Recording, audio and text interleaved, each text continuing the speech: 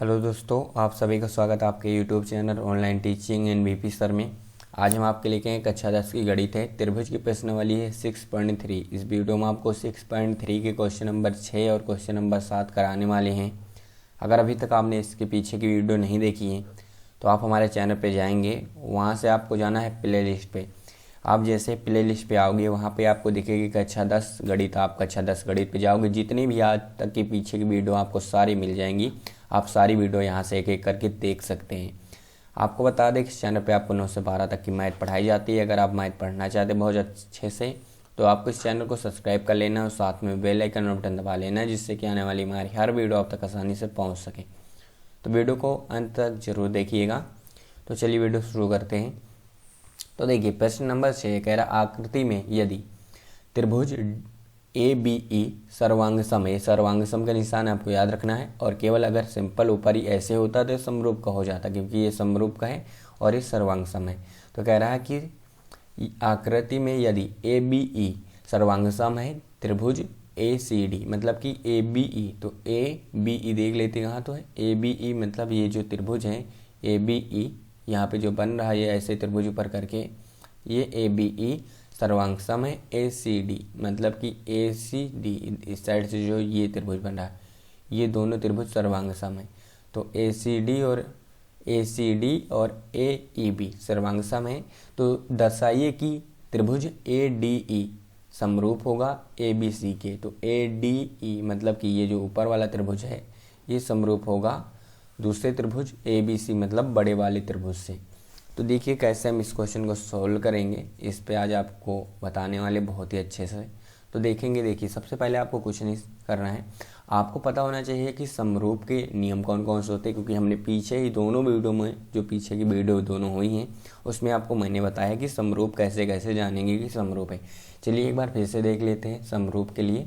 तो देखिए समरूप कैसे त्रिभुज होंगे, तो समरूप त्रिभुज की जो नियम है कुछ उनको जानते हुए देखिए सबसे पहला नियम आपको बताते हैं कि साइड साइड साइड, मतलब कि अगर एक त्रिभुज के दूसरे त्रिभुज की तीनों साइडों का अनुपात समान है तो अब वो त्रिभुज समरूप होगा।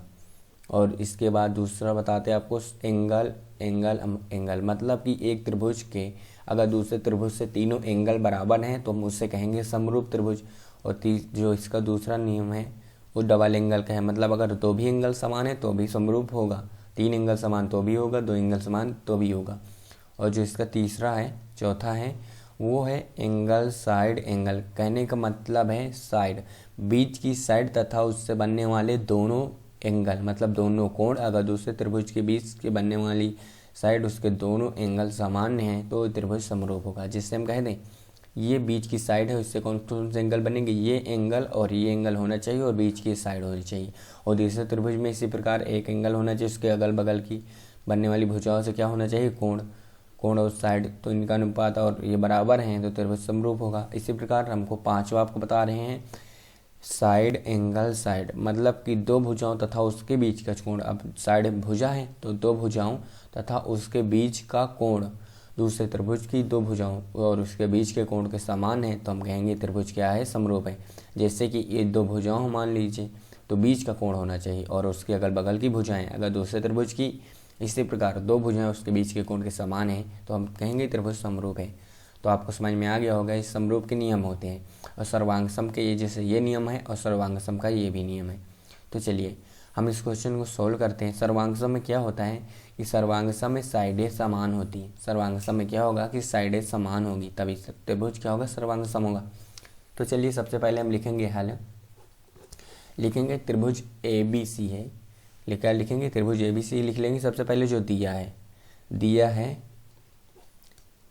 त्रिभुज ABC में त्रिभुज ABE सर्वांग सम है, तो लिख लेंगे कि सर्वांग सम है त्रिभुज ACD।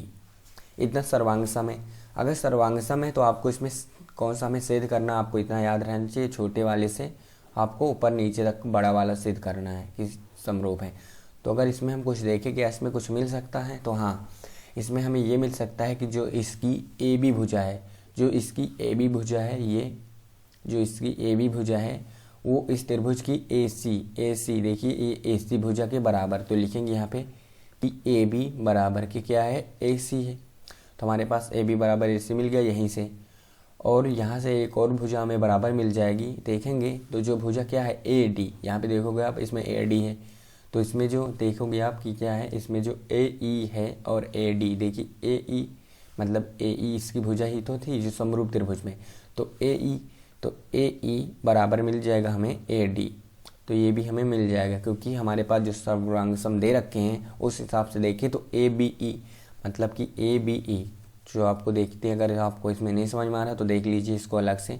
AB कहाँ पे है ये देखेंगे आप, यहाँ पे लिखा ABE, तो आपको ABE पहले बनाना है, A हो गया और यहाँ पे आप जाओगे B तक, तो A हो गया, ये हो गया आपका A के बाद आपका ये बन गया B और ये बन गया E, तो ये आपका ABE बन गया, ये त्रिभुज बन गया ऊपर वाला। यही सर्वांग सम दिया है। दूसरा त्रिभुज इससे बना लेते हैं हम, तो दूसरा त्रिभुज हमारा क्या बन रहा है, तो दूसरा त्रिभुज अगर बनाए तो दूसरा त्रिभुज कह रहा है कि ACD, तो A से आप C पर आओगे और C से आप D पर जाओगे, मतलब कि ये दो त्रिभुज जो हमने ऊपर दोनों त्रिभुज बनाए हैं, ये दो त्रिभुज क्या है, यही दो त्रिभुज हमारे पास सर्वांग सम है। तो इसमें देखोगे इस पहले वाले त्रिभुज में AB और इसमें क्या बराबर है, तो AC, तो हमने वही लिखा AB बराबर AC हुआ। अगर दूसरे से इसमें देखें तो जो भुजा ये AD है, AD इधर क्या भुजा बराबर होगा, वही भुजा होगी AE, तो हमने लिख दिया कि AD बराबर के AE, तो ही बात यहाँ पे आ गई कि AD बराबर के AE, तो ये दोनों भुजा क्या हैं, बराबर हैं। अब एक बात इसमें और देखें तो भुजा भुजा हो गई मतलब साइड साइड, और तीसरी भुजा अगर हम इसमें तीसरा कुछ मिलाना चाहें तो देखेंगे कि दोनों बार जो हमें समरूप सिद्ध करना है उसमें देखेंगे ए एंगल क्या है, कॉमन है। इसमें ऐसे ही आप देख सकते हो ए भी यहाँ भी कॉमन, ए यहाँ भी कॉमन है, ए बराबर लिख देंगे ए कोण ए बराबर कोण ए, और यहाँ पे डाल देंगे चूक में क्या है, उभयनिष्ठ है, क्या है, उभयनिष्ठ है। तो देखोगे तो आपको ये दोनों साइड आपके पास हो गई, ये साइड और ये हो गया एंगल, मतलब कि साइड एंगल साइड से त्रिभुज क्या होगा, समरूप हो गया, क्योंकि बीच का एंगल मिल गया हमारे पास, अगल बगल की क्या मिल गई, साइडें मिल गई। ये हमने साइड बराबर दिखा दिया और ये भी साइड बराबर दिखा दिया, और बीच का एंगल मिल गया, जिसका मतलब बीच का एंगल तथा उनकी अगल बगल की साइडों से त्रिभुज क्या होगा, समरूप हो गया। तो लिखेंगे त्रिभुज ABC समरूप है त्रिभुज, यहाँ पे ABD है क्योंकि हमने क्या समरूप सिद्ध किया है, तो लिखेंगे त्रिभुज ADE समरूप है त्रिभुज ABC। चूँकि कौन से नियम से भी लिखना होता है, तो साइड एंगल साइड समरूपता नियम से, समरूपता नियम से। तो ये हो गया आपका क्वेश्चन। तो आपको समझ में आ गया होगा कि कैसे समरूप है, हमने दोनों साइडें अगल बगल की बराबर कर ली और उसको क्या दिखा दिया कि बीच का एक कॉमन कोण, तो अगल बगल की साइड तथा उसके बीच का कोण दूसरे त्रिभुज के अगल बगल की साइड तथा उसके बीच के कोण के बराबर आ गया, इसलिए त्रिभुज समरूप हो गया। तो चलिए इसके अगले क्वेश्चन में चलते हैं, क्वेश्चन नंबर 7 पे। तो उस क्वेश्चन नंबर 7 पे टोटल 4 क्वेश्चन, तो देखिए पहला क्वेश्चन ये है, दूसरा क्वेश्चन ये है और तीसरा क्वेश्चन ये, चौथा क्वेश्चन ये। क्वेश्चन नंबर 7 के ही 4 क्वेश्चन हैं। तो चलिए पहले क्वेश्चन से शुरू करते हैं।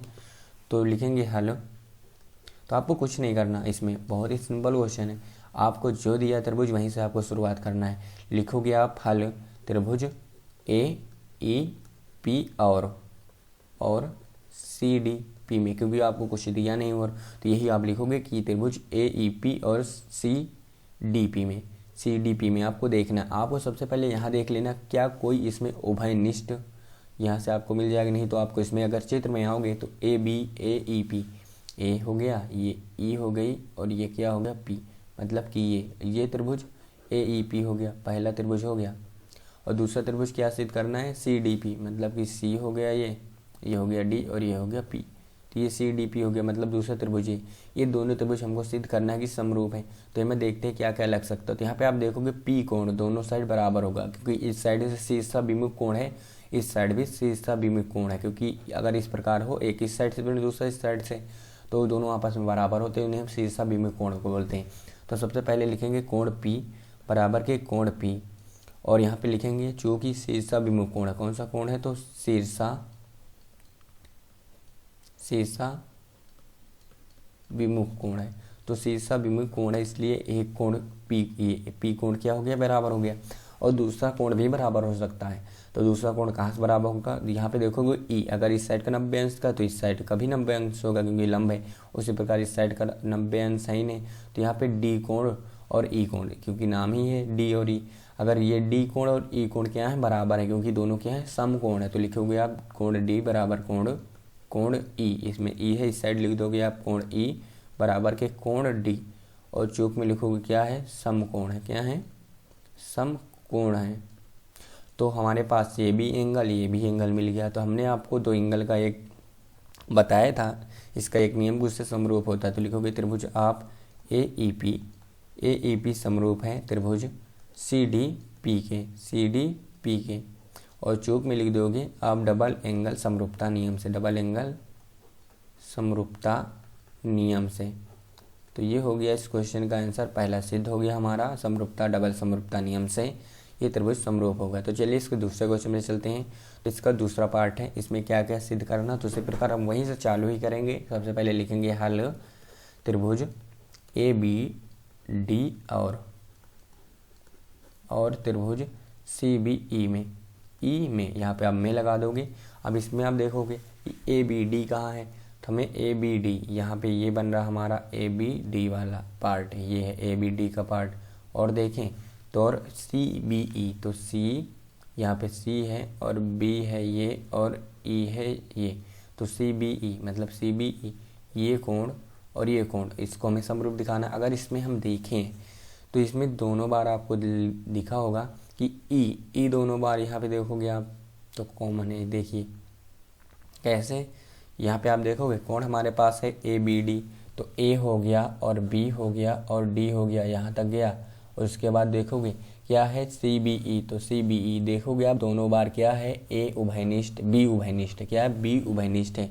तो आप लिखोगे कोण बी बराबर कोण बी। आप यहाँ भुजा में भी देख के पता लगा सकते हो कि बी दोनों बार आए, तो इसका मतलब बी क्या होगा, बी उभयनिष्ठ है। तो चूँकि बी बराबर कोण बी है उभयनिष्ठ, लिख लोगे उभयनिष्ठ, मतलब हमारे पास एक एंगल हो गया बराबर। और कुछ इसमें देखें तो इसमें कोण डी बराबर क्या आएगा, कोण ई आएगा, क्योंकि कोण डी इधर बन रहा, कोण ई इधर बन रहा, दोनों क्या है, समकोण है। तो कोण डी बराबर कोण ई लिखेंगे, कोण डी बराबर के कोण ई, और लिख देंगे चूक के साथ समकोण है, दोनों समकोण है। तो ये भी डबल एंगल से समरूप हो जाएगा। तो त्रिभुज लिखेंगे ए बी डी समरूप है त्रिभुज सी बी ई के, और कौन से नियम से, तो चूंकि डबल एंगल समरूपता नियम से। तो एंगल समरूपता नियम से, तो डबल एंगल समरूपता नियम से त्रिभुज समरूप हो गए। तो चलिए इसका दूसरा पार्ट हो गया, तीसरे पार्ट पे चलते हैं। तो ये इसका तीसरा पार्ट, इसमें देख लेते कौन कौन सा सिद्ध करना है। तो ए बी ई पी मतलब कि ए और ई और पी मतलब कि ये त्रिभुज ए ई पी ये, और देखते हैं कौन सा, तो ए ई पी के बाद A B D, A D B, A और डी बी मतलब कि ए और यहाँ से डी और बी। तो आप इसमें समझ में आ गया होगा कि ए तो दोनों बार आ गया, ए तो उभयनिष्ठ हो गया, और ये कोण ई और कोण पी के बराबर हो जाएगा, क्योंकि इसमें यहाँ पे ये कोण बनेगा और यहाँ पे ऐसे अगर आप कोई बना के दिखा दे, केवल आपको इतने ही में देखना है। तो चलिए इसको लिख लेते हैं हल त्रिभुज, लिखेंगे हम कि त्रिभुज ए ई पी में और किसमें, तो त्रिभुज ए डी बी में। इसमें हम देखें तो हमारे पास ए क्या मिल गया दोनों बार, ए मिल गया दोनों बार उभयनिष्ठ, क्योंकि ये त्रिभुज था ये और ये बड़ा वाला त्रिभुज था। तो ए तो उभयनिष्ठ, तो लिखोगे आप कोण ए उभयनिष्ठ है। तो कोण ए बराबर के कोण ए, और चूक में क्या लिखोगे, उभयनिष्ठ। उभयनिष्ठ का मतलब होता कॉमन, तो उभयनिष्ठ है दोनों में, तो ए क्या होगा, दोनों में उभयनिष्ठ हो गया। ए उभयनिष्ठ हो गया। उसके बाद एक और देखें कि इस त्रिभुज जो ए ई पी बन रहा, तो ए ई पी में तो ई कोण 90 अंश का है और समकोण है। तो ए बी डी में तो डी 90 अंश का है, मतलब ए ई और डी क्या है, समकोण है। तो लिखेंगे कोण ई बराबर के कोण डी, और चूक में लिख देंगे समकोण है,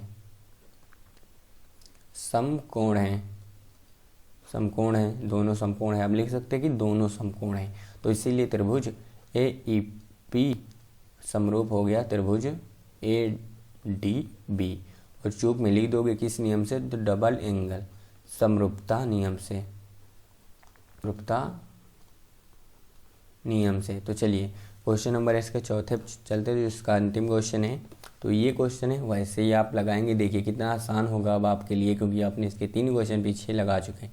लिखोगे आप हल त्रिभुज पी डी सी और किस त्रिभुज में, तो और जो ये त्रिभुज दिया है बी ई सी में। तो आप अब इसमें जाओगे, यहाँ से आपको पता चल गया होगा दोनों में कॉमन क्या है, उभयनिष्ठ क्या है। यहाँ पे सी आपको उभयनिष्ठ ऐसे ही दिख रहा होगा।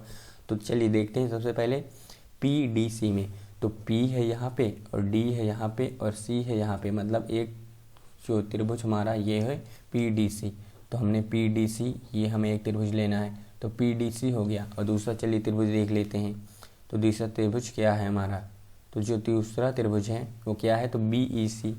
तो बी हो गया, ये हो गया, ई हो गया, ये हो गया और सी हो गया ये, मतलब कि ये बी ई सी हो जाएगा। तो चलिए हमें बी ई सी और इसको समरूप करना है। तो आपको समझ में आ चुका होगा कि सी यहाँ पे क्या हो जाएगा, सी निष्ठ हो जाएगा और कोण डी इसमें आ गया और इसमें कोण ई।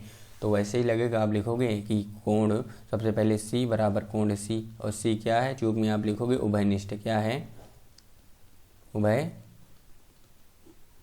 है, तो उभयनिष्ठ है। उसके बाद यहाँ पे क्या है, कोण डी बराबर कोण क्या है, तो लिखोगे कोण डी बराबर के कोण ई, और ये क्या है, दोनों में समकोण है, दोनों में समकोण है, समकोण है। अगर त्रिभुज ये देखोगे, एक एंगल ये हो गया, एक एंगल ये, तो इसका मतलब त्रिभुज जो है आपके पी डी सी समरूप हो गए किसके, तो B E P B E C, और चूंकि किससे हैं, तो डबल एंगल समरूपता नियम से, समरूपता नियम से। तो आपको लिख देना है डबल एंगल समरूपता नियम से त्रिभुज समरूप है।